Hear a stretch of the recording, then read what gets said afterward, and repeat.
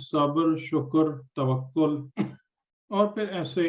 لیکن یہ پورا ایک پیرامڈ ہے، ٹھیک ہے. اس میں یہ الگ الگ نہیں ہے، یہ سب ایک دوسرے کے ساتھ جڑے ہوئے ہیں، اور ایک سے دوسری چیز ری انفورس ہوتی ہے، اور ایک سے دوسری چیز جنم بھی لیتی ہے.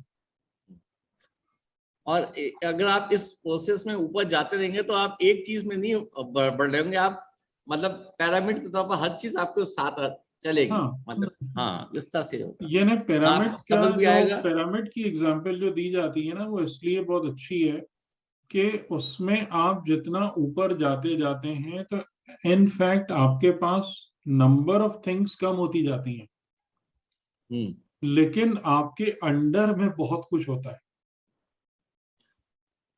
صحیح ہے، صحیح ہے. پیرامڈ کی اگزامپل اس سینس میں دی جاتی ہے کہ آپ بہت، یعنی اگر آپ پیرامڈ کی بیس پہ کھڑے ہوئے ہیں تو آپ کثرت میں پھنسے ہوئے ہیں. ہاں. لیکن آپ جتنا ٹاپ پہ جتنا چلے گئے اوپر تو جاتے جاتے ہیں تو آپ کے پاس کثرت کم ہوتی جاتی ہے، ہاں. یونٹی بڑھتی جاتی ہے. لیکن اس کا مطلب یہ نہیں ہوتا کہ وہ کثرت آپ نے لوز کر دی، بلکہ وہ کثرت آپ کے ماتحت ہو جاتی ہے. صحیح صحیح صحیح صحیح، بالکل صحیح. جی.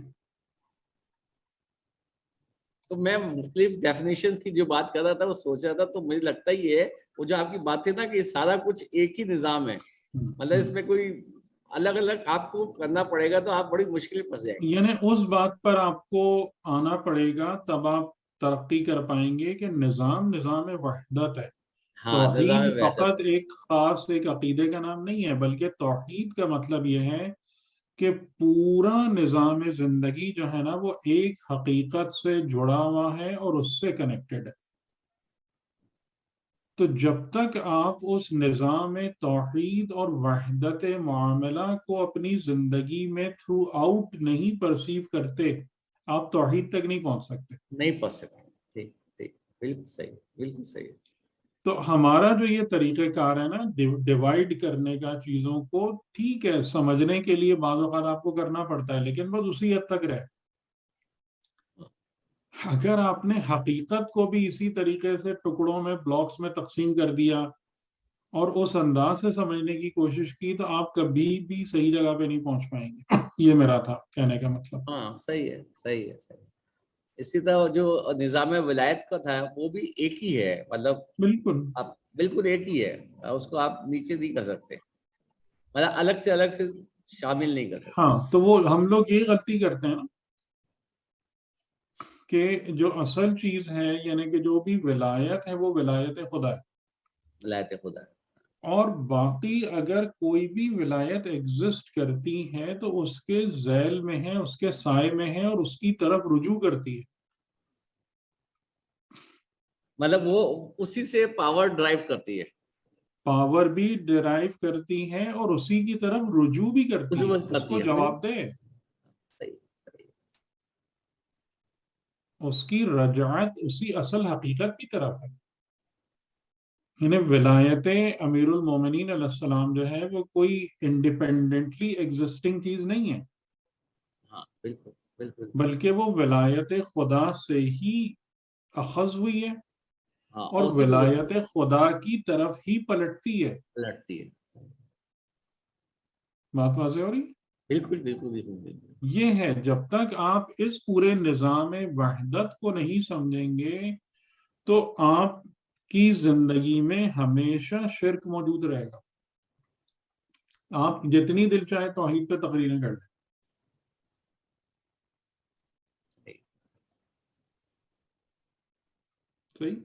یہ بہت امپورٹنٹ بات ہے. اور یہ فیکٹر جو ہے نا یہ ہمارے یہاں سے بہت زیادہ مسنگ ہے ہماری دینی تعلیم سے. اور بہرحال اس کی جو وجہ ہے وہ یہی ہے کہ ہمارے یہاں سے بھی جو لوگ جاتے ہیں حوضوں میں یا علم دین میں، ان کی بنیادی تعلیم میں تو یہی سب چیزیں ہوتی ہیں نا. اپنے گھروں سے اپنے شروع کے جو ان کی تربیت ہے وہ یہی سب ہوتی ہے. اب ان میں سے کچھ لوگ ہوتے ہیں کہ جو وہاں جانے کے بعد حقائق کو ریئلائز کرتے ہیں، یا ان کو ایسے اساتذہ مل جاتے ہیں ان کی خوش قسمتی سے اور وہ اپنے آپ کو ریفارم کر لیتے ہیں. لیکن زیادہ تر کی بیس وہی رہتی ہے, اس کے اوپر سے وہ اور دوسری چیزیں سیکھتے چلے جاتے ہیں. اور وہاں بھی جو جا کے زیادہ سیکھتے ہیں تو وہاں پر بھی عقائد اور نظریات پر اتنی بحث تھوڑی ہوتی ہے, وہ تو فقہ اور اصول اور یہ سب پڑھ رہے ہوتے ہیں. عقائد تو نہیں پڑھ رہے, یعنی اس پر جو کما حقہ بحث ہے, عقائد کی تعلیم دینا ایک اور بات ہے, لیکن عقائد کے معاملات پر پوری بحث, سیر حاصل بحث کرنا, اس کی گہرائیوں میں جانا, اس کے پروز اینڈ کونس کو دیکھنا, کہاں پر کیا چیز صحیح لگ رہی ہے, نہیں لگ رہی ہے, کہاں پہ کنٹرڈکشن ہے, یہ کہاں ہوتی ہے اچھا عام طور سے. وہ لوگ بھی نہیں نہیں گزرتے اس سے, تو اس وجہ سے پھر وہ جب آ کے واپس سکھا رہے ہوتے ہیں تو اس میں یہ سارے گیپس موجود ہوتے ہیں. ٹھیک ہے. اچھا ہم سورہ نساء کی ایک آیت پڑھ رہے تھے, یہ سورہ نساء کی آیت ہے 36, اس کے اندر یہ پورا جو اخلاقی ہے وہ پورا اسی طرح سے آیا جس طرح سے آیا کہ وَاعْبُدُوا اللَّهَ اور لا تشرکوا, اور اس کے بعد احسان بالوالدین احسانہ. آخر میں جو اس کا ہے نا اسٹیٹمنٹ وہ ہے ان اللہ لا یحب من کان مختالا فخورا. اب یہ جو ہے یہ اسٹیٹمنٹ بھی ہے اور ایک وارننگ بھی ہے. مطلب چیزیں وہی چیزیں ہیں لیکن وہاں پر یہ چیز نہیں کی, لیکن یہاں پر یہ کہا گیا ہے کہ آپ نے کوئی مطلب فخر, اب مختالا فخورا کا مطلب تو ہم یہ سمجھتے ہیں کہ فخر کرنے والا, اترانے والا.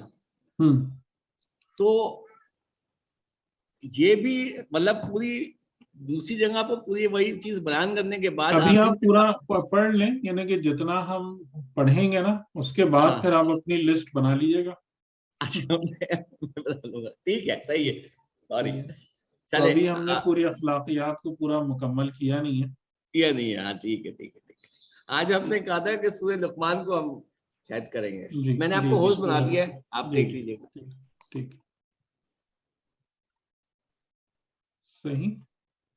تو اس سے پہلے جو ہے نا, یعنی سورہ لقمان پہ جانے سے پہلے ایک میں دیکھ رہا تھا قرآن کریم کی کچھ آیتوں کو, تو مجھے سورہ انعام کی آیتیں اس سے بہت زیادہ ریلیونٹ لگیں کہ یعنی زندگی کا جو ہمارا سفر ہے یا زندگی کے جو ہمارے معاملات ہیں کہ جس میں ہم اب اس بات کی طرف بڑھ رہے ہیں کہ ہماری اہم ترین قدر جو ہے وہ ہمارے اخلاق ہے, اور اخلاق, مکارم اخلاق, حسن خلق, ان تمام معاملات پر اگر ہم نے محنت نہیں کی تو ہمارے لیے پھر معاملہ خطرناک ہے. ٹھیک ہے نا, یہ بات اب تقریباً طے ہو رہی ہے نا ہمارے سامنے. جی جی, مطلب جو ہمارا سلیبس ہے وہ وہی ہے. صحیح ہے نا, یہ ہے کہ مینلی آپ کو اس پہ محنت کرنی پڑے گی, باقی چیزیں جو ہیں پھر وہ اس کے انڈر میں آتی ہیں. یعنی نماز پڑھنا جو ہے وہ اس وقت آپ کو فائدہ دے گا جب آپ اپنی صفت بندگی پر محنت کر رہے ہوں گے, جب آپ شرک کو زندگی میں سے نکال رہے ہوں گے, ہے نا. جی بالکل, تب آپ کو نماز پڑھنے کا کوئی فائدہ ہے. یا اگر آپ روزہ رکھ رہے ہیں تو روزے کا فائدہ آپ کو اسی وقت ہوگا جب آپ صفت تقوی کو گین کر رہے ہوں گے اور اس بات کا حساب رکھ رہے ہوں گے کہ روزے کے نتیجے میں صفت تقوی مجھے کتنی مل رہی ہے, یا اس میں کتنا اضافہ ہو رہا ہے, یا اس کی اسٹرینتھ کتنی بڑھ رہی ہے. ٹھیک ہے نا, یہ بات کلیئر ہے نا, یہ مسئلہ تو جی یہ بالکل کلیئر ہے, بالکل. یعنی ایم اور آبجیکٹو واضح ہو گیا نا. جی میرا خیال ہے, مجھے تو باقی جو ہمارے ساتھی ہیں وہ بھی کچھ کمنٹس کر دیں. جی اس بارے میں کوئی شک تو نہیں ہے نا آپ لوگوں کو؟ کسی کو کوئی شک تو نہیں کلیئر ہے جی واضح ہے بات سر. جی, تو اب اس کے بعد یہ ان آیتوں میں مجھے ایک چیز نظر آ رہی تھی, یعنی کہ جو زندگی کا جو پورا ہماری دنیاوی زندگی کا خاص طور سے جو کمپلیکشن ہے کہ اس کو جب تک آپ پورے طور سے سمجھیں گے نہیں تو اپنے اخلاق کے کریمانہ ہونے پر یا ان کے حسن پر صحیح محنت نہیں کر پائیں گے. تو میں نے کہا یہ آیتیں ہم شیئر کر لیں قبل اس کے کہ پھر میں سورہ لقمان پہ جاؤں، کیونکہ یعنی کہ میں اس کی وجہ بھی آپ کو بتا دوں. اس کی وجہ یہ ہے کہ آپ لوگ تھوڑا سا مجھے بتائیے گا نا 2-3 افراد کہ میرا یہ امپریشن صحیح ہے یا غلط ہے. کہ مجھے ایسا لگتا ہے کہ جب ہم خدا کے بارے میں یا دین کے بارے میں بات کرتے ہیں یا سوچتے ہیں یا نظریہ بناتے ہیں تو ہم اس کا ایک بہت سافٹ امیج بناتے ہیں. سافٹ امیج بنانے کا مطلب یہ ہے کہ بھئی ہم چاہے کچھ بھی کرتے رہیں خدا کی طرف سے ہمیں جو ہے نا ہمیشہ اچھا ہی ملے گا، خوبی ہی ہوگی، ہمارا کنڈکٹ اور ہمارے جو طور طریقے ہیں اس سے کوئی خاص فرق نہیں پڑنے والا ہے، جو کچھ خدا کی طرف سے ہمارے پاس آ رہا ہے اس میں، یا یہ کہ ہماری زندگی بھی ایسے اچھی اچھی چلتی رہے گی اور ہمیں پرابلمز نہیں ہیں ایسی، خدا کی طرف سے پرابلمز نہیں. یہ بات ٹھیک ہے؟ یہ ہمارا تاثر جو میں فیل کرتا ہوں کہ زیادہ تر مومنین اور مومنات کا یہ ہے. یہ میں درست کہہ رہا ہوں؟ جی زیادہ تر تو یہی کانسیپٹ ہے. زیادہ تر تو یہی کانسیپٹ ہے. یعنی اگر میں یہ کہوں کہ خدا ہماری طرف چیلنجز تھرو کرتا ہے، خدا نے ہمارے لیے ایونٹ ٹریپس بنانے کی بھی اجازت دی ہے، خدا چاہتا ہے کہ ہم زندگی کے ہر لمحے میں ایک واریر اور ایک مجاہد اور ایک فائٹر کی طرح بیہیو کریں اور کبھی بھی سست اور ٹھنڈے نہ پڑیں، تو یہ بات مشکل لگتی ہے نا ذرا قبول کرنا. جی سر مشکل لگتی ہے. زیادہ تر مشکل لگتی ہے. اور جنرل کانسیپٹ یہ ہے کہ اللہ تو بہترین چاہتا ہے. جی اللہ تو ہمارے لیے بہترین چاہتا ہے. جی کہ مطلب ہم کچھ بھی کرتے رہے، ہونا ہوانا نہیں ہے، لائف ایسے ہی، بس جو چیلنجز ہیں وہ دنیا کے تو ہیں لیکن دین کے کچھ نہیں ہیں. اور سب سے بڑھ کر کہ اپنی ذات کو بنانا، اپنے اخلاق کی تعمیر، یہ چیلنج نہیں ہے، یہ کوئی کھیل ہے، ایسے ہی تفریح ہے نا. جی تقریباً یوں ہی ہنستے کھیلتے ہو جاتا ہے سب. ہاں یہی کرتا ہے. تو میں اس کو تھوڑا سا چاہ رہا تھا کہ آپ لوگ جو ہے نا، کیونکہ اس سے جب تک آپ باہر نہیں آئیں گے نا تو اس وقت تک آپ صحیح اقدام نہیں کر پائیں گے. دیکھیں اب یہ آیت ہے سورہ انعام کی 1:12 وَكَذَلِكَ جَعَلْنَا لِكُلِّ نَبِيٍّ عَدُوًّا، اور اس طریقے سے ہم نے ہر نبی کے لیے دشمن قرار دیا. ہر نبی کے لیے یعنی کیا مطلب ہوا کہ ہر نبی جو دعوت لے کر آتے ہیں ان کے مقابلے میں ان کی مخالفت کرنے والے لوگ پہلے سے کھڑے ہوتے ہیں. دشمن، مخالف بھی نہیں، دشمن. وہ دشمن کون ہے؟ شیاطین الانس والجن. یہ دشمن شیاطین ہے. اور شیطان کا مطلب کیا ہوتا ہے؟ شیطان کا مطلب وہ ہوتا ہے کہ وہ چیز جو آپ کو دور کر دے، یعنی صحیح رستے سے دور کر دے، نبی کی دعوت سے، خدا کے پیغام سے دور کر دے. یہ ہم نے قرار دیے، ہم نے قرار دیے. ٹھیک ہے، اس پر یاد رکھیے گا، جعلنا، ہم نے قرار دیے.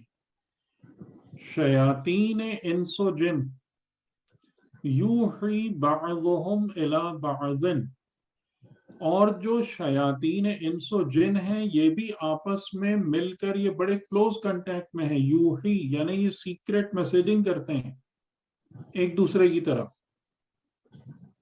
زخرف القول، اور بڑے مطلب سمجھ لیں کہ جو میسیجنگ ہوتی ہے ان کے جو پیغامات ہوتے ہیں دیکھنے میں بڑے متاثر کن ہوتے ہیں، غرورا، لیکن حقیقت میں سوائے دھوکے کے اور کچھ بھی نہیں ہوتے. اگر آپ سورہ منافقون میں بھی پڑھیں تو منافقین کی ایک علامت کیا بیان کی گئی ہے کہ اگر تم ان کے قول کو سنو گے تعجب میں پڑ جاؤ گے. مطلب اتنی بڑی بڑی اور زبردست باتیں. پاکستان میں تو خیر آپ لوگ بہت زیادہ ہی ایکسپیرینس کرتے ہیں ان چیزوں کو کہ باتیں سنو تو لیکن جب اس کے بعد اس کی حقیقت کھنگالو، اس کے اندر کوئی عمل دیکھو، کوئی سچائی تلاش کرو تو نہیں. کأنہم خشب مسندہ. لیکن اگر اس کے پیچھے حقیقت اور پائیداری ڈھونڈنے جاؤ تو یہ گویا کہ لکڑیاں ہیں جو دیوار کے سہارے لگا کے کھڑی کر دی. ٹھیک، ٹوٹل دھوکا. وَلَوْ شَاءَ رَبُّكَ مَا فَعَلُوهُ. اور اگر تیرے رب کی مشیت ہوتی ہے ایسا کچھ بھی نہیں کر پاتے. فَذَرْهُمْ وَمَا يَفْتَرُونَ. لیکن اے پیغمبر آپ ان کو چھوڑ دیں اور جو یہ افترا پردازی کر رہے ہیں اس کو بھی چھوڑ دیں. اب سوال یہ ہے خدا نے یہ کیوں کیا، یہ پرمیشن کیوں دی ہے، ہر نبی کے لیے دشمن کیوں قرار دیا ہے؟ یہ شیاطین انس و جن جو اپنا یہ پوری خوبصورت لفظوں کی دکان دھوکے والی سجا کے کیوں بیٹھے ہوئے ہیں؟ ان کو کیوں اجازت ملی ہوئی ہے؟ وَلِتَصْغَى إِلَيْهِ أَفْئِدَةُ الَّذِينَ لَا يُؤْمِنُونَ بِالْآخِرَةِ وَلِلَام لام تعلیل، یعنی for the reason of، تاکہ جو لوگ آخرت پر ایمان نہیں رکھتے ہیں ان کے قلوب ان کی طرف متوجہ ہو جائیں اور ان کے رنگ میں رنگ جائیں.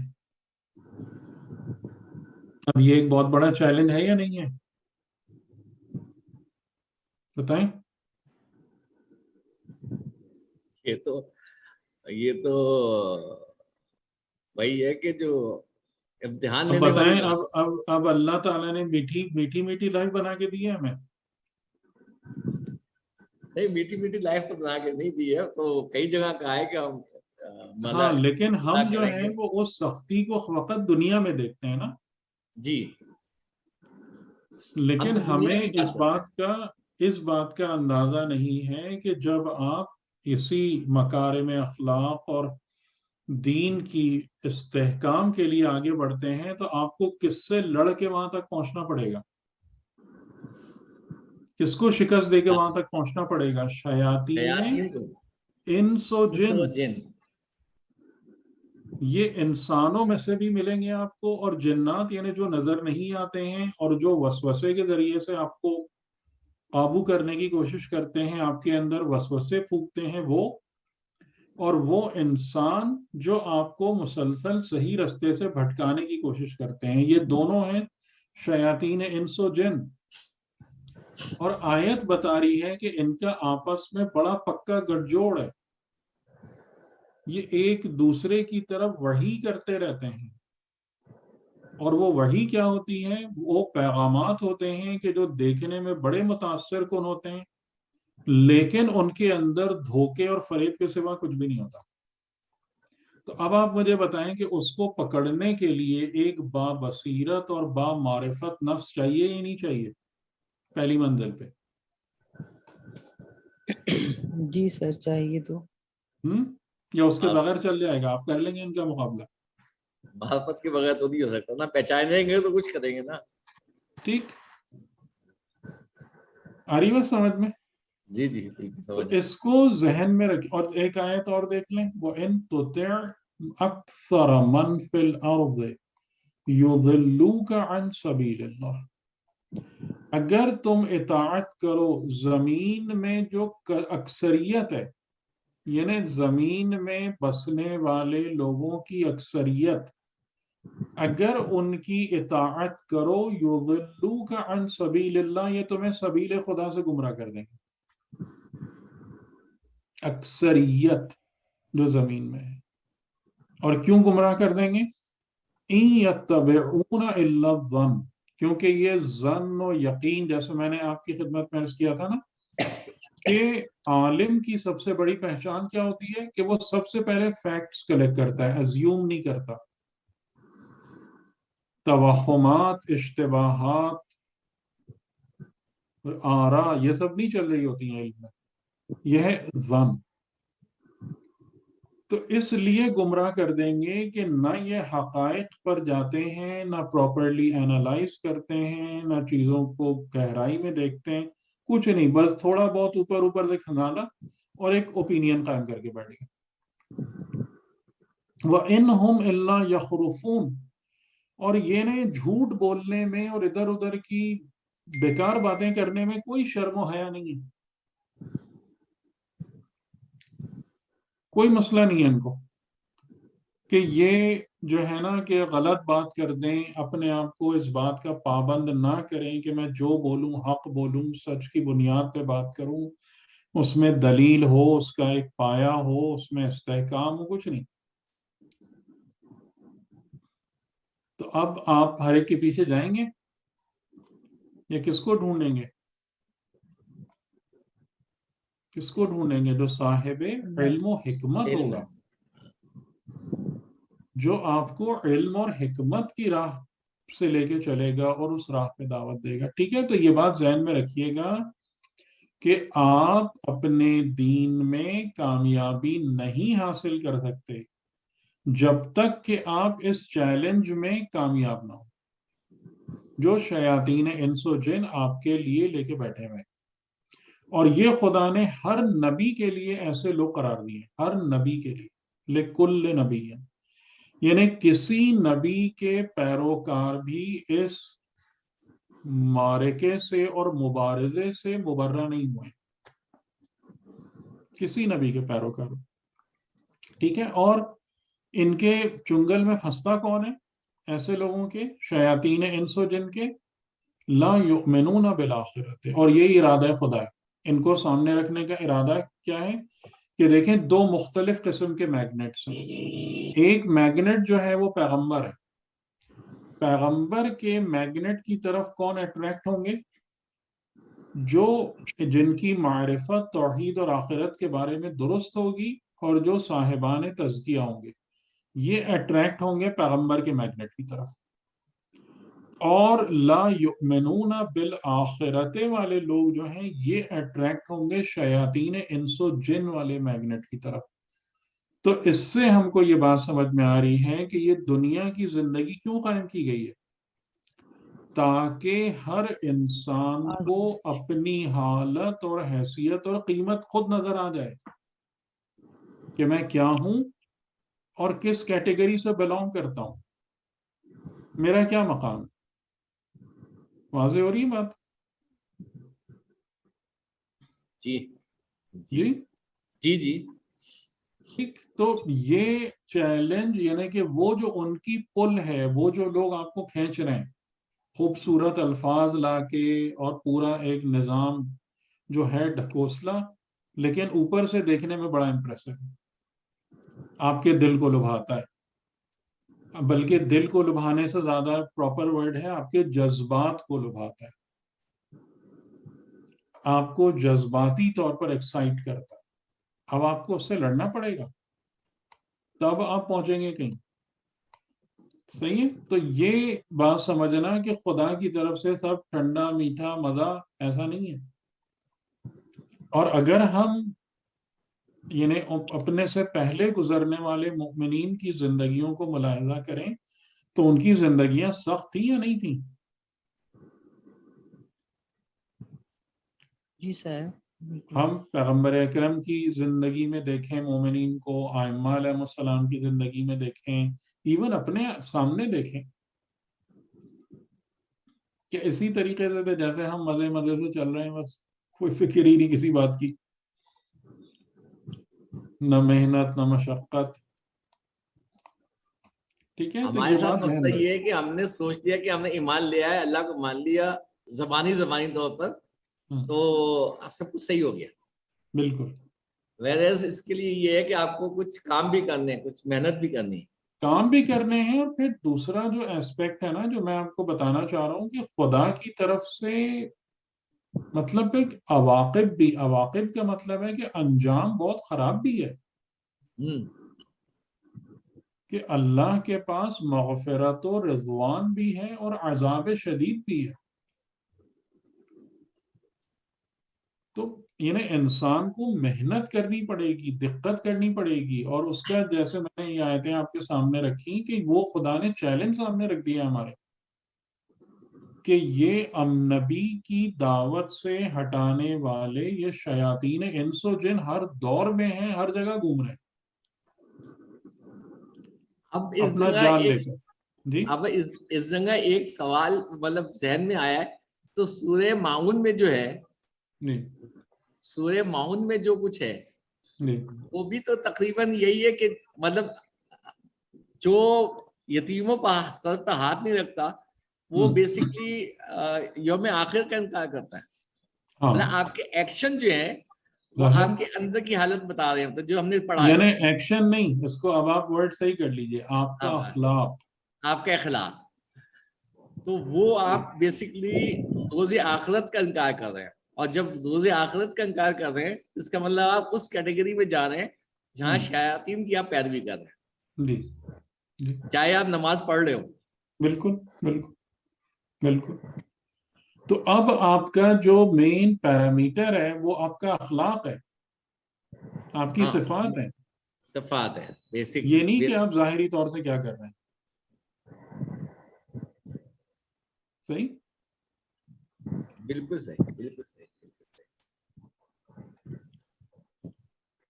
بسم اللہ الرحمن الرحیم. سورہ لقمان آیت نمبر 12. وَلَقَدْ آتَيْنَا لُقْمَانَ الْحِكْمَةَ أَنِ اشْكُرْ لِلَّهِ، کہ یہ 7-8 آیتیں ہیں اور جس میں کہ حضرت لقمان علیہ السلام کی نصیحت و وصیت کو نقل کیا گیا ہے جو انہوں نے اپنے بیٹے کو کی. ٹھیک ہے. اور جیسا آپ کو یہ بات پتہ ہی ہے کہ قرآن کریم ہسٹری اور جغرافی میں کیونکہ دلچسپی نہیں رکھتا ہے، واقعات میں یا شخصیات کو بیان کرنے میں، تو اس لیے وہ نہیں پتا بیٹا کون تھا، بڑا تھا، چھوٹا تھا، کیا نام تھا، لقمان کہاں تھے. تھوڑا سا تاریخی اعتبار سے میں آپ کو بتا دوں کہ جو روایتوں میں یا دیگر اس میں ملتا ہے کہ یہ لقمان حضرت داؤد علیہ السلام کے ہم عصر تھے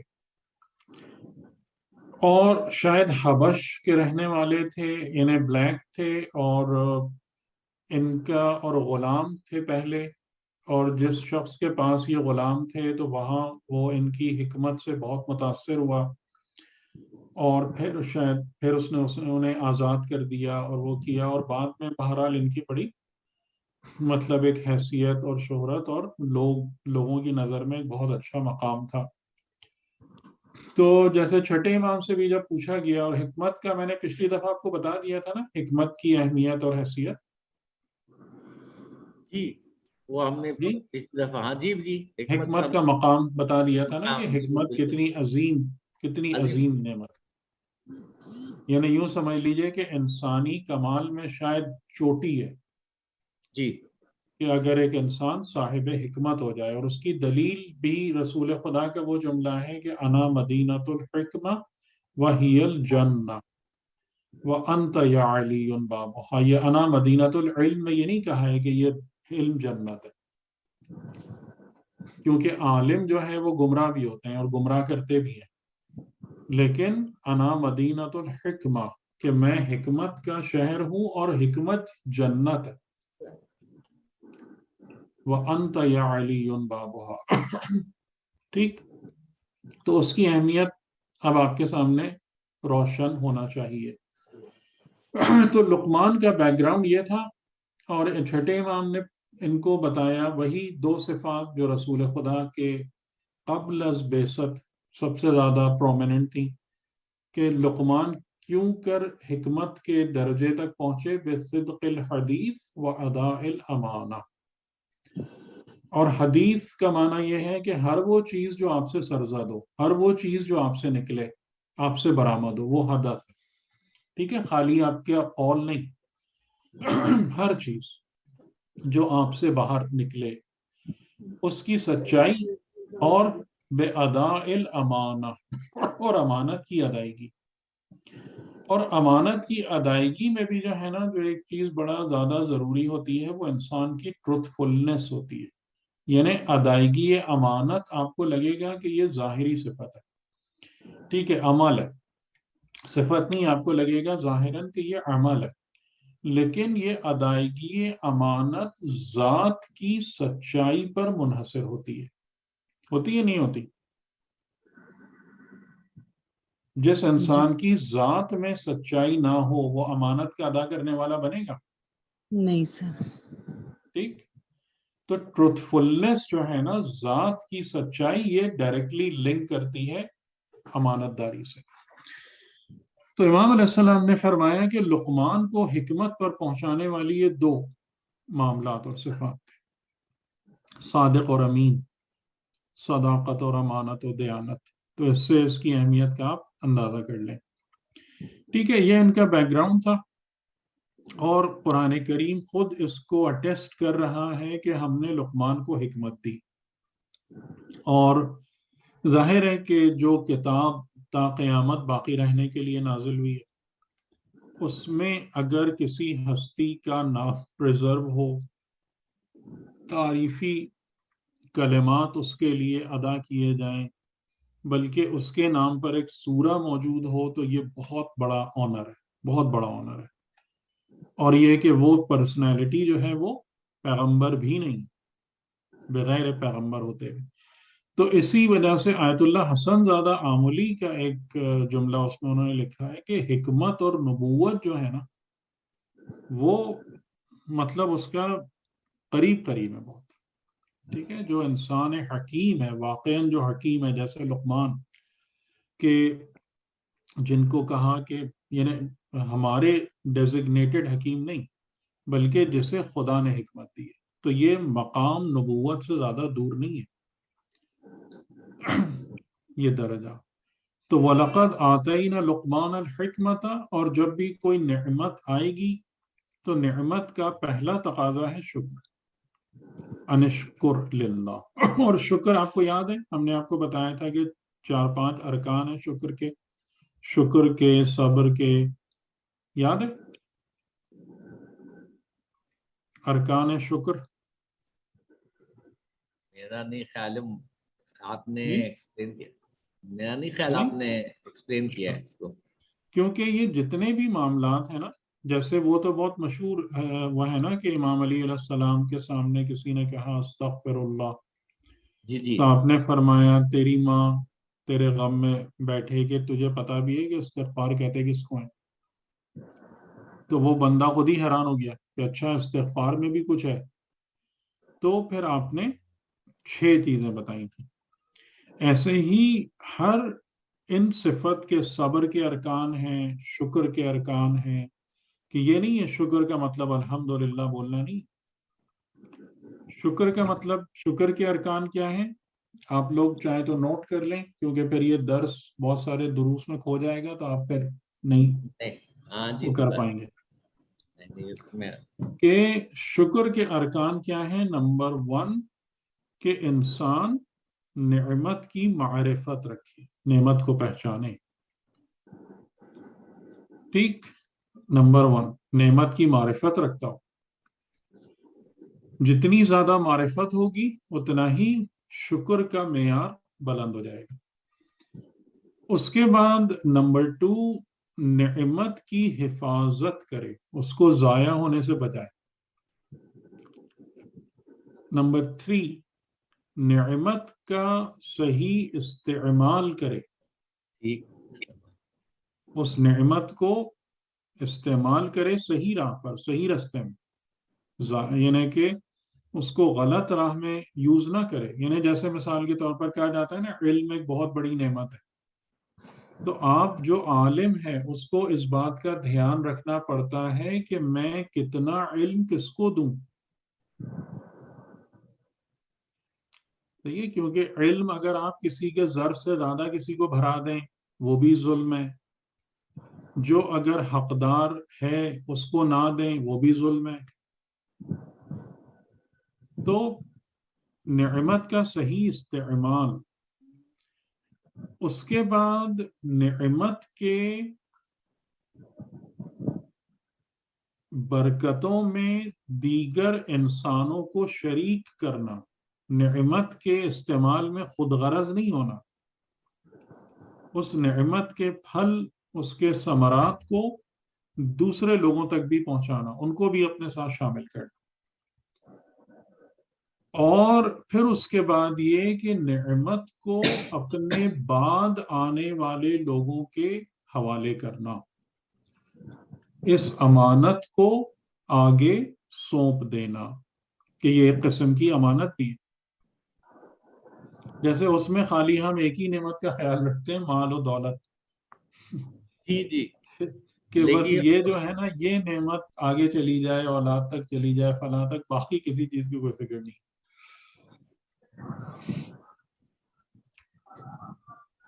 ٹھیک ہے، تو یہ ارکان شکر ہیں. اور جب ہم ان تمام معاملات کا دھیان رکھیں، ان پر عمل کریں، ان کو خاطر میں لائیں، تب آپ کے الحمدللہ کی کوئی قیمت ہے. ٹھیک، آ رہی بات سمجھ میں؟ جی بالکل، وہ تو الحمدللہ تو وہ بس زبان سے نکلتا ہے. ہاں، تب الحمدللہ جو ہے نا وہ قیمت رکھتا ہے اور اس کا وزن ہے اس کے اندر.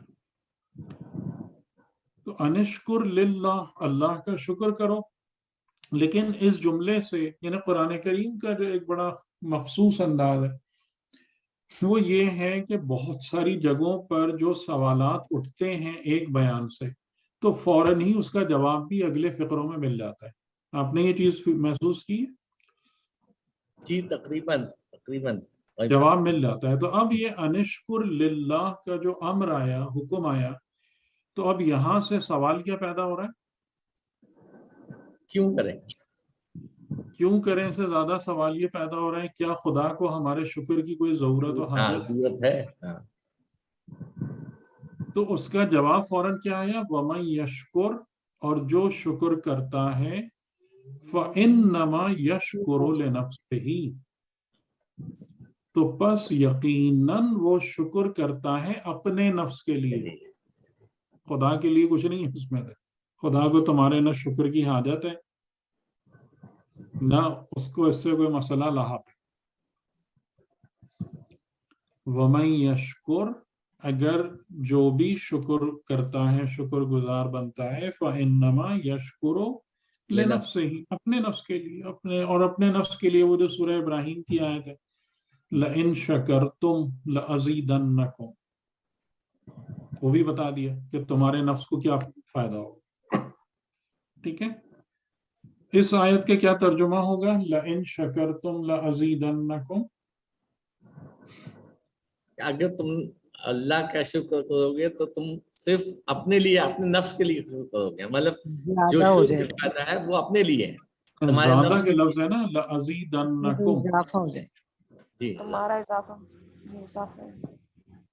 تو یعنی کیا اس پر ہم نے بات کی تھی نہیں کی تھی؟ مجھے پتہ نہیں کیوں یاد آتا ہے اس پر گفتگو ہوئی بھی ہے پہلے، لیکن نہیں، بہرحال ہمارے ساتھ نہیں ہوئی ہے. آپ کے ساتھ نہیں ہوئی. ٹھیک ہے، ہاں ہمارے ساتھ نہیں تو ہوئی. لَأَزِيدَنَّكُمْ کا کیا مطلب ہوگا؟ مطلب اس کو بڑھا دے گا، ہمارے لیے بڑھا دے گا. جو شکر کر گئے اس کے لیے بڑھا دے گا. اچھا، آپ کیا کہہ رہی تھی؟ یعنی یہ جو شکر کرے گا اس کو اور توفیق دے دی جائے گی، بڑھا دیا جائے گا اس نعمات کو. اچھا دیکھیں، اس میں اب آپ لوگوں کو نا ان جگہوں پر کافی پراپر ہونا چاہیے، کیونکہ آپ ماشاءاللہ قرآن سیکھ رہے ہیں. لَأَزِيدَنَّكُمْ کا ٹرانسلیشن کیا ہوگا اگر ہم کریں؟ حتماً بڑھا دیں گے ہم حتماً بڑھا تمہیں، دیا جائے. ہم لا حتماً تمہیں یعنی بڑھا کہ دیں گے. تاکید ہے، یقیناً. ہاں یزید. ٹھیک ہے، اچھا اس کے بعد جب یہ ازیدنا ہے یہ خود ایک اور تاکید ہے. جی سر. لازماً. تو کیا ہے مطلب؟ یہ دو تاکیدیں کر کے اتنی ایمفیسس دے کے بات کیا کی جا رہی ہے؟ بات یہی ہے کہ یہ تم نے جو شکر کرو گے اس کا فائدہ تم کو ہی ہوگا. لَأَزِيدَنَّكُمْ کا کیا مطلب ہے، میننگ ہے؟ ہم تم Obligatory کو کر زیادہ دیا کر سر. دیں گے، تم کو زیادہ کر تم دیں کو گے. زیادہ کر دیں گے. ہاں تمہارے لیے زیادہ کر دیں گے. تمہارے اچھا. لیے نہیں ہے، لَأَزِيدَنَّ لَكُمْ نہیں ہے، تم کو زیادہ کر دیں. تم کو زیادہ کر دیں گے. اصل ترقی کس میں ہوتی ہے؟ ہاں انسان کے نفس میں ہوتی ہے. آپ کی ذات میں ہوتی ہے. ٹھیک ہے، اب ہم خالی نعمتوں کا حساب لے کے بیٹھے ہوتے ہیں. ہم نے شکر کر دیا، میری تنخواہ کیوں نہیں بڑھی اب تک؟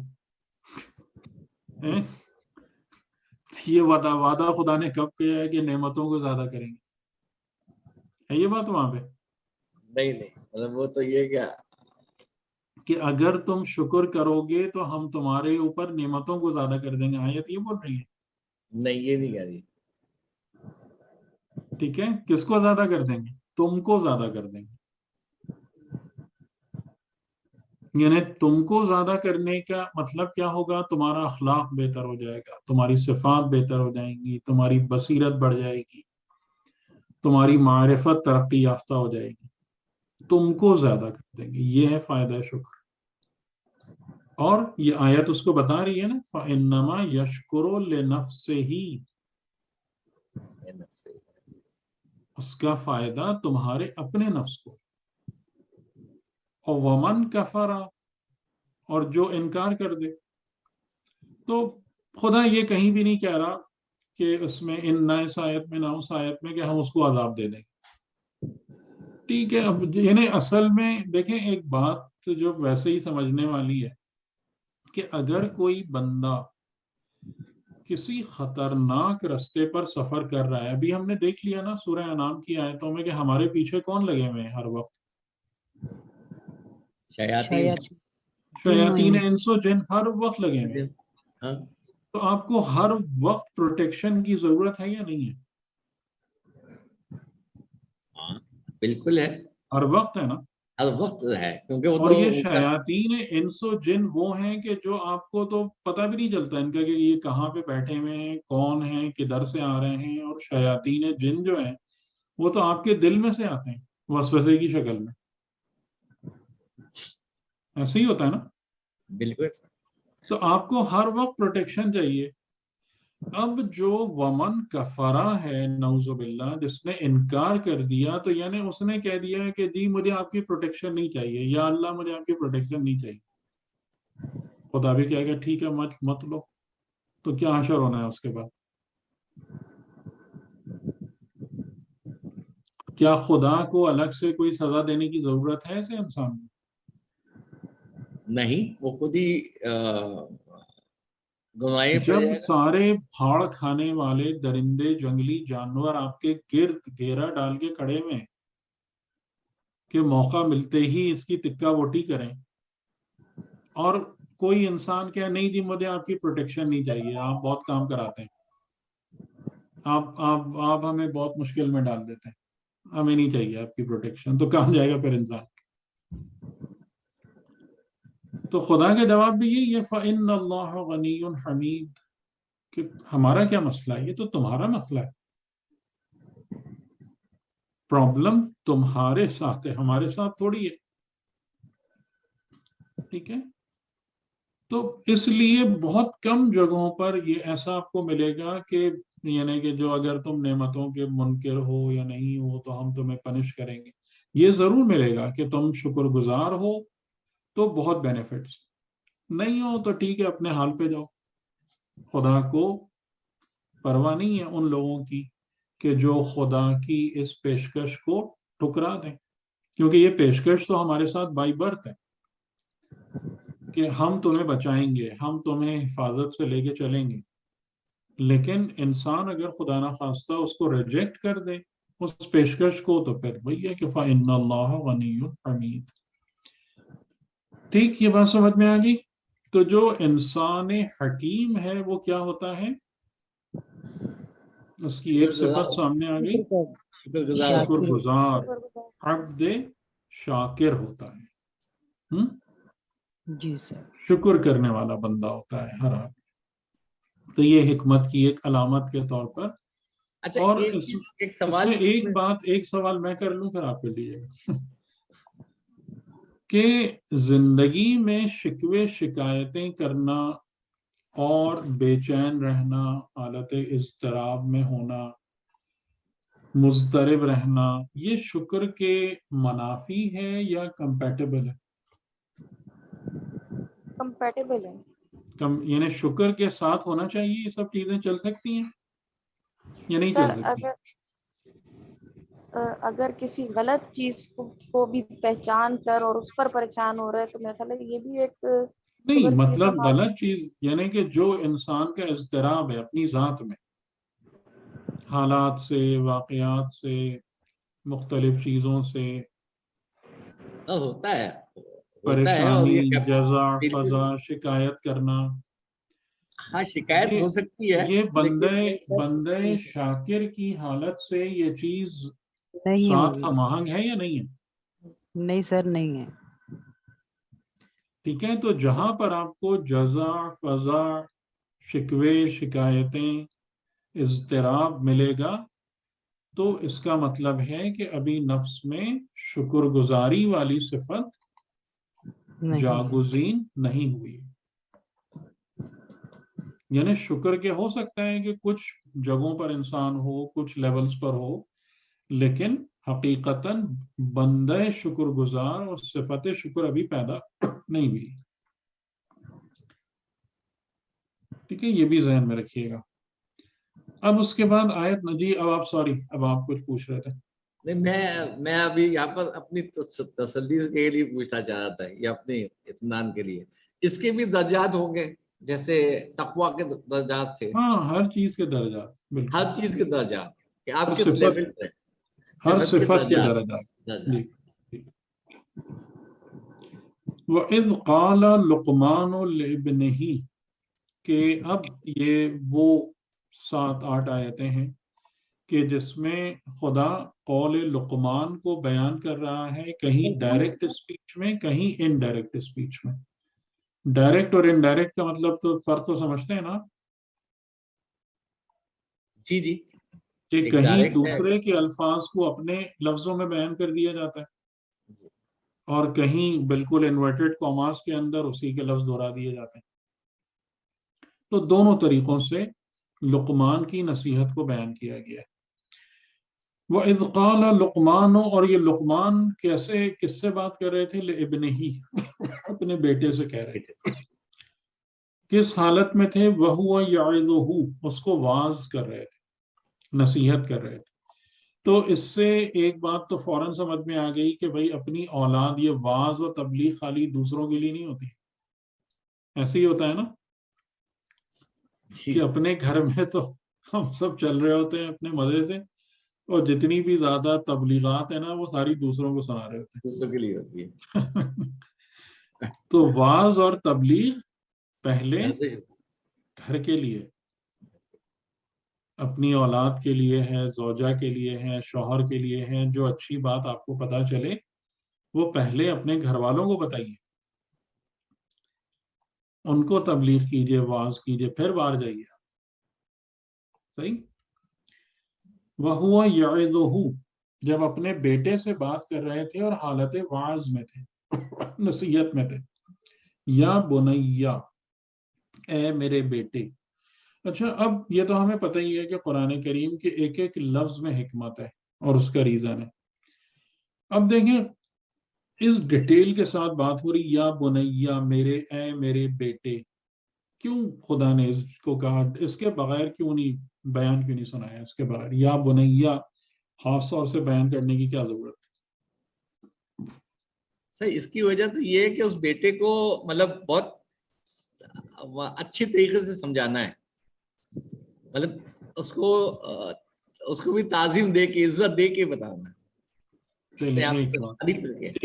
ٹھیک. گھر سے شروع کریں اپنا واعظ اور نصیحت، اپنے سے بہت قریب کر کے. نہیں وہ تو ابن ہی میں آ گیا نا. ہاں لیکن یہ یا بنیا کو خاص طور سے کیوں بیان کیا؟ آواز کے لیے پیار محبت سے بات کرنا ضروری ہوگی. ہاں، جس سے بھی آپ بات کریں اس کے پیار ساتھ آپ کا ایک اپنائیت اور خلوص کا رشتہ قائم ہونا چاہیے. ٹھیک ہے، محبت کے ساتھ واعظ ہونا چاہیے، نہ کہ ڈنڈا لے کے کھڑے ہو جائیں آپ سب. ٹھیک، بات سمجھ میں آ رہی ہے؟ جی جی. کہ واعظ و نصیحت جو ہے وہ پیار، محبت اور خلوص مانگتی ہے. جیسے ہمارے یہاں بعض اوقات لوگ ہیں نا کہ وہ یعنی اس طریقے سے بات کر رہے ہوتے ہیں کہ جیسے دھتکار رہے ہوتے ہیں، یعنی کہ لٹرلی لوگوں کو فیل ہوتا ہے کہ یار ہم سے زیادہ ذلیل تو کوئی ہے ہی نہیں. ہوتا ہے نہیں کہ ہم یہ کرتے ہیں، اس طریقے سے یہ ہوتا ہے، اور داڑھی ایسے مونڈتے ہیں اور فلاں ایسے کرتے ہیں، تو یہ قرآن کا طریقہ نہیں ہے. قرآن نے یہ طریقہ نہیں سکھایا. جس سے بھی بات کرنا ہے، جس کو راہ پہ لانا ہے، وہ پیار محبت کے ساتھ اس کو دعوت دینا ہے. ٹھیک ہے؟ تو یہ خاص طور سے یہ جملہ بیچ میں ہے، یا بنیا، اے میرے بیٹے، اے میرے بیٹے. ٹھیک، یہ بات واضح ہو گئی. جی تو آپ نے بھی انشاءاللہ جس کو بھی بلانا ہے تو پہلے ایک اپنائیت کے ساتھ، کہ اسے لگے کہ یہ میرا اپنا ہے جو مجھے کوئی بات کہہ رہا ہے، یہ کوئی درد مند ہے، اس سے میری آخرت کی یا میری صلاح و فلاح کی فکر ہے جو یہ بات کہہ رہا ہے، فکر مند ہے میرے لیے، نہ کہ خالی ڈانٹ ڈپٹ، تم ایسے ہو، تم ویسے ہو، تم یہ حرکتیں کرتے ہو، سیدھے جہنم میں جا رہے ہو، یہ سب نہیں. اور پھر اس کے بعد پہلی نصیحت کیا جو ہم پڑھتے چلے آ رہے ہیں، پڑھتے ہر جگہ ہی آپ دیکھ رہے ہیں نا. بالکل پہلا، سب سے پہلے وہی آتا ہے. ٹھیک، یعنی کہ اور اس کے دو طریقے ہیں. یعنی ایک طریقہ ہے کہ لا تشرک باللہ، اور ایک طریقہ یہ ہے کہ لا یدعون مع اللہ الہا آخر. یعنی خدا کے ساتھ کسی کو الہ نہ قرار دو، یا اللہ کے ساتھ کسی کو شریک. دو طریقوں سے بات ہوئی ہے، لیکن یہ ٹاپ پرائرٹی رکھنے والی نصیحت ہے، یہ ہمیشہ ٹاپ پہ ہی آتی ہے. ایک دو مقامات ایسے ہیں جہاں آپ کو نہیں ملے گا، لیکن اس کا بھی ایک پراپر ریزن ہے.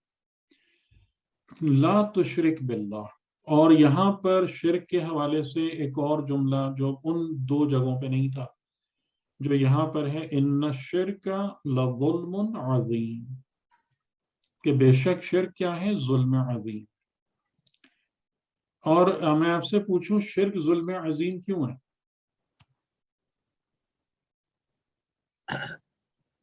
سر اس کی وجہ یہ ہے کہ آپ جو ہے وہ مطلب اپنے کریٹر کے ساتھ میرا کسی کو شریک کرتے ہیں نا.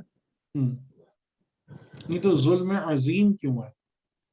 گناہ کی یعنی چابی. اس کا مطلب یہ ہے کہ بستیاں مطلب جو اجاڑ دینا، لوگوں کے حقوق کھا جانا، نہیں لوگوں یہ نہیں قتل، اس سے زیادہ ظلم ہے نا. ہاں ظلم نہیں عظیم کا یہ مطلب ہے ظلم اس سے بڑا عظیم، ظلم. ظلم عظیم کا مطلب یہ ہے کہ جو جس کا حق نہیں ہے، آپ نے اس کو لا کے کسی غیر حق کو اس کے حق کے ساتھ ملا دیا. جی مطلب جو مطلب جس چیز کا حقدار نہیں ہے اس کو آپ نے وہ حق دے دیا. ٹھیک. اور اس سے بڑا حقدار اللہ کے ساتھ کسی اس لیے وہ ہے کہ یہ کوئی بھی چیز اس قابل نہیں ہے کہ اس کو اللہ کے ساتھ رکھا جا سکے، اس لیے ظلم عظیم ہے. صحیح. جی، اور آپ کچھ کہنا چاہ رہی تھیں؟ میں تو سر یہ کہہ رہی تھی کہ سب سے بڑے گناہ کی چابی یہی ہے، پہلے شرک ہوگا تو اس کے بعد ساری جو ہے وہ بیماریاں اور برائیاں. اچھا، اس کو دیکھیں دو طریقوں سے دیکھیں. پہلا طریقہ ہے علمی اور دوسرا ہے عملی. صحیح ہے نا؟ یعنی کہ پہلا جو آپ کا ڈومین آتا ہے، پہلا ایک نظام ہے آپ کے علم و معرفت کا نظام، اور دوسرا نظام ہے آپ کے عمل اور بیہیویئرز کا نظام. علم و معرفت کے لحاظ سے یہ ظلم عظیم کیوں ہے؟ اس لیے کہ یہ ظلم رب کائنات پر ہے یا نہیں؟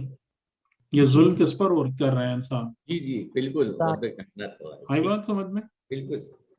یعنی کہ وہ مثال ہم نے آپ کو دی تھی نا، کہ آپ اپنے والد یا والدہ کو کہیں میں پانی نہیں لا کے دیتا، اور بھائی کو کہیں اور دوست کو کہیں. ہر بد تہذیبی ایک لیول کی تو نہیں ہے نا. بالکل ہر لیول کی الگ الگ. تو یہ ظلم جو ہے یہ علم و معرفت کے مرحلے میں ظلم عظیم کیوں ہے؟ اس لیے کہ یہ اللہ پر ظلم ہے. سر یہ چیز پوچھنا چاہ رہا ہوں. جی. یہ جو شرک کے مطلب جو ہم اپنے سامنے دیکھتے ہیں کہ باب الحوائج کے در کے اوپر جو ہے باضابطہ جو ہے وہ سجدہ کرتے ہیں ان کے گیٹ کے اوپر، تو اس کے بارے میں ذرا تھوڑا. دیکھیں میں تو بار بار یہی کہہ رہا ہوں کہ اس میں جو معاملات ہیں وہ خطرناک حد تک پہنچ گئے ہیں، اور ظاہر ہے کہ یہ چیزیں درست نہیں ہیں. اب لوگ اس کے وہ ریزنز لے آتے ہیں، سجدہ تعظیمی ہے اور فلاں ہے، پتہ نہیں بھائی ان کی نیت ہے. لیکن ہمیں تو یہی بات سمجھ میں آتی ہے کہ جہاں جہاں پر اگر خدا کی حکم کے مطابق ہے تو وہ سجدہ تعظیمی اپنی مرضی سے تو نہیں ہوتا کہ ہم کسی کے بھی آگے سجدہ کرنا شروع کر دیں گے، یہ سجدہ تعظیمی. تو یہ بہرحال مسائل تو ہیں خطرناک، اور ان کی وجہ یہی ہے کہ یہ معرفت کی کمی اور کمزوری ہے. اور جو خود قرآن کریم نے بھی کہا ہے وما قدر اللہ حق قدرہ، کہ انسانوں نے خدا کی قدر ہی نہیں پہچانی اللہ کی کہ جو اس کی قدر کا حق ہے. اسی وجہ سے یہ سب ہوتا ہے. ٹھیک، تو یہ علم و معرفت کے حوالے سے آپ کو سمجھ میں آ گیا ظلم عظیم کیوں ہے؟ جی جی سر، جی سر. اچھا، اب عملی طور سے جو ظلم عظیم ہے نا، یہ میں چاہتا ہوں سمجھیں، یہ تھوڑا سا ڈیفیکلٹ ہے. دیکھیں، ہمیں تقریباً ہمارا جو بلیف سسٹم ہے نا وہ اس قسم کا ہے کہ ہم ہر چیز کو اپنے مقام پر مستقل مانتے ہیں عملاً، اور زبان سے کہتے ہیں کہ جی اللہ کائنات چلا رہا ہے اور اللہ نے زندگی کا نظام اس کے قبضہ قدرت میں ہے اور وہ مالک دنیا و دین ہے. یہ سب زبانی جمع خرچ ہے. اگر آپ اس بات کا یقین اور معرفت رکھتے ہیں کہ خدا ہی کے قبضہ قدرت میں سب کچھ ہے، تو شرک کا عملی مطلب یہ نکلے گا کہ خدا کی خدائی ختم ہو گئی، خدا کا قبضہ قدرت اور اختیار ختم ہو گیا. یہ بات درست ہے؟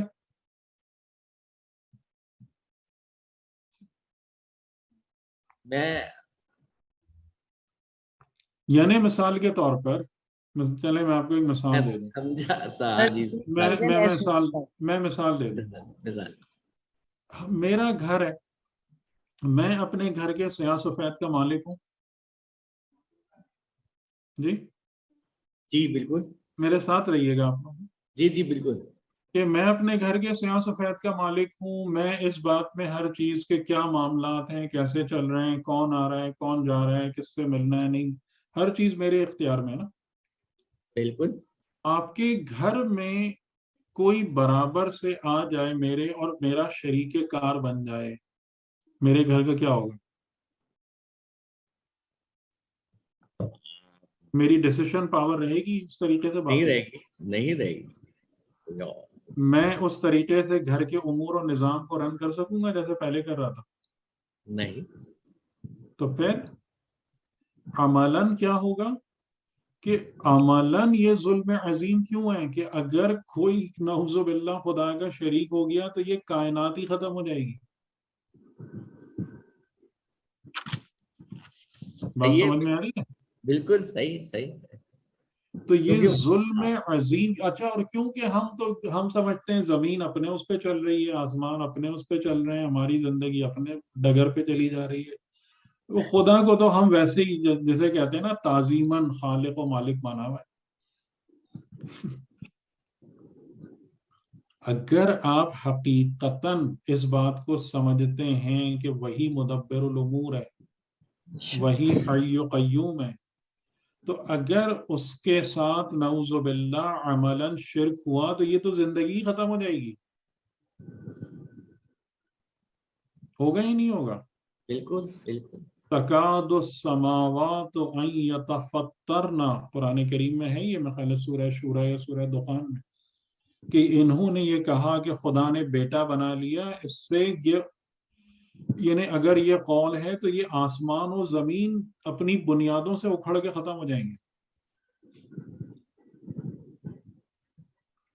تب آپ کو واضح ہوا کہ یہ ظلم عظیم کیوں ہے. مقام علم میں بھی ظلم عظیم ہے، اس جیسا کوئی ظلم نہیں ہے، اور مقام عمل میں بھی ظلم عظیم ہے.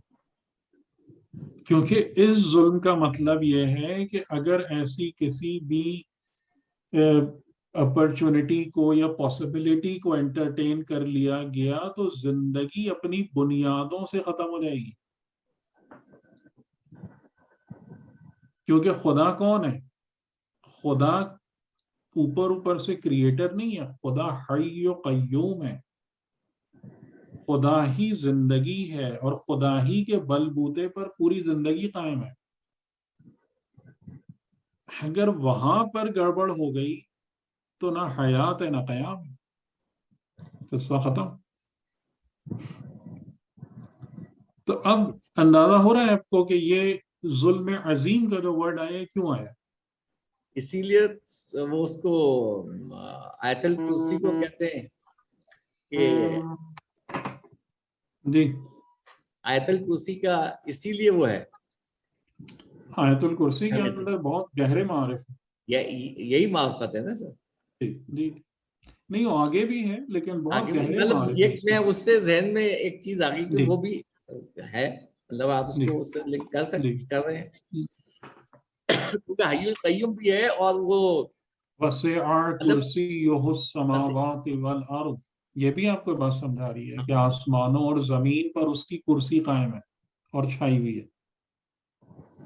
اگر خدا نہ خواستہ شرک کر دیا تو اس کرسی میں کسی اور کو بھی بٹھا دیا. ہاں بالکل بالکل. تو پھر کچھ نہیں باقی بچے گا آسمانوں اور زمین میں. بالکل آسمان زمین میں کچھ بھی رچی ہو. ٹھیک.